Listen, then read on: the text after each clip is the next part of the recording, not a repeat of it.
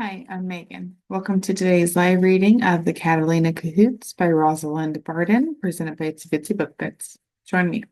Chapter 1. The water shocked me. It was so cold. I plunged deeper into the Pacific Ocean. I didn't know how to stop going down. I was desperate to breathe, but there was no air, only water. I didn't want to drown. Would this September dawn, 1932, be my last? I was only 11. What had I even done in my short life? I'd been a street kid roaming Bunker Hill in downtown Los Angeles since my mom died, and the cousins who never wanted me took off. To earn pennies, I ran for Bookie. I also had a talent for second story work, mainly because I was small. Let me tell you, some fine gems came into Bookie's boss Chum Chum, thanks to me. I admit it, I was a little criminal. One thing I wasn't, a murderer. When I was accused of murder this summer, Tootsie, a once famous silent screen star, and her mysterious assistant Gilbert Grossman, who looked like a goblin, took me in. I lived in her strange Bunker Hill mansion stuffed with costumes from her old movies. The local kids called it Creepy House. Tootsie and Gilbert tried putting me on the straight and narrow. After a long absence, they enrolled me in school. I ended up in the dummy class. The other kids made fun of me. My bossy bookworm friend Bobby tried helping me with my spelling, reading, and everything else. He said I was smart. He said I only needed to believe in myself. Thing was, I didn't fit in anywhere. Chicago ran Bookie, Chum Chum, and the rest of the crew out of town. They were off to new criminal adventures without me. Tootsie finally got a movie role after years of nothing. Along with Gilbert, she left town for filming. So, you see, by September, everyone had left me. School was a disaster. I was supposed to stay in Bobby's house while Tootsie was gone, but Bobby was mad at me for avoiding him and skipping school so much, and it was only my first week. So I made a snap decision to stow away on a boat across the Pacific to parts unknown. That was the bright idea of another kid, Cornelius, whose granddad owned a weird pet shop on Bunker Hill. Cornelius, who also went by Archie, I know, didn't make sense to me either, got caught before he snuck aboard the ship. So I sailed alone. That ship, the South Seas, turned out to be nothing but a floating loony bin stuffed with angry silent film actors whose glory days were long past, along with other cuckoos. That's why I had jumped into the ocean to escape. Like a lot of my bright ideas in my short life, jumping into the water wasn't what I expected. I kept sinking. My spangle pasted dance costume and glitter tights felt like they weighed a ton. They were dragging me down. The stolen library book tucked into my tights was no doubt waterlogged and dragging me down even more.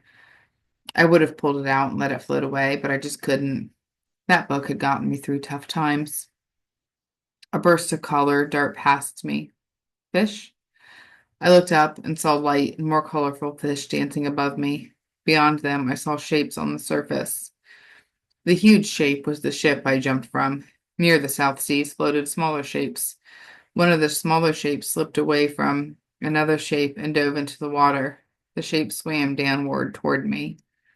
It was Dog, the runaway teenage mayor of the city of Los Angeles. City Hall fixer Whisper Whisper picked the bushy-haired kid as his next easy-to-control mayor. Dog didn't want to be picked, didn't want to be controlled, and he certainly didn't want to be dragged from the beach for mayoral duties. That's why he ran away to hide with his little sister Cookie on the South Seas. Cookie and Dog had jumped into the water before me. They'd coaxed me to follow them. Let me tell you, taking that plunge was about the scariest thing I'd done in my life. I felt Dog grab my arm. Suddenly, my plunging stopped. I began traveling upwards with Dog. My head crashed to the surface. I gasped for air. He swam and pulled me toward his strange board. Dog couldn't be parted from that board. It was longer than he was tall. It was pointed at one end and flat at the other. I saw his sister Cookie clinging to the board. Grab hold, Cookie called. She reached toward me, gripped my hand, and helped Dog pull me onto his board. Ahead, I saw the island I'd seen from the ship. It looked larger now that we were closer. I hoped it wasn't Prison Island. Hurry, Dog shouted. We've got to get away. As soon as I clutched the board, Dog hopped out of the water to lay stomach down on the board. Get on the board behind me, he called to me and Cookie. We scrambled on top of it. It was a long board and had plenty of room. Don't wiggle around and don't fall off, he cautioned. I suspected that was aimed at me.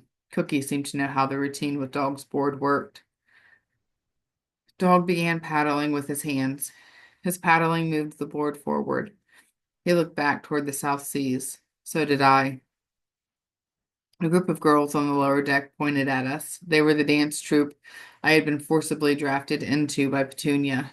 I replaced the show's lead, Cookie, who ditched the troupe to hide on board with her stowaway brother. Toward the front of the upper deck, odious Mr. Beale had also peered at us through his spectacles.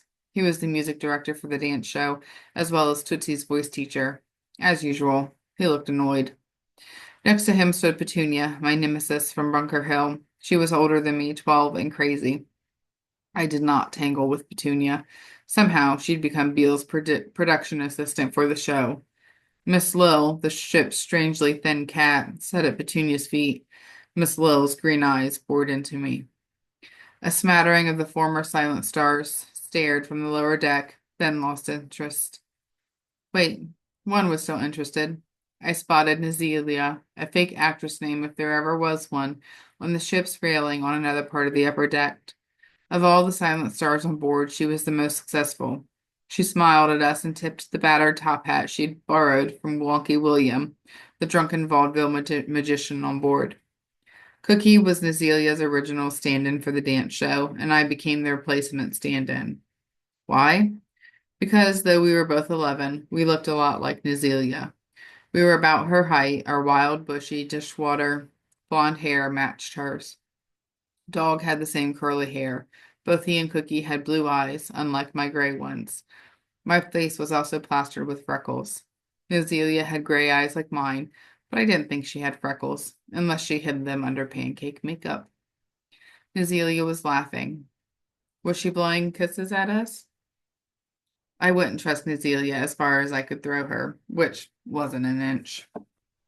Still, I owed her one, and I also had to admire her sheer audacity, even though, let's face it, Nazelia was not only a silent movie star, but a crook, like me, and Petunia. I also owed Petunia. That's a spot I didn't want to be in. I hope she never decided to collect.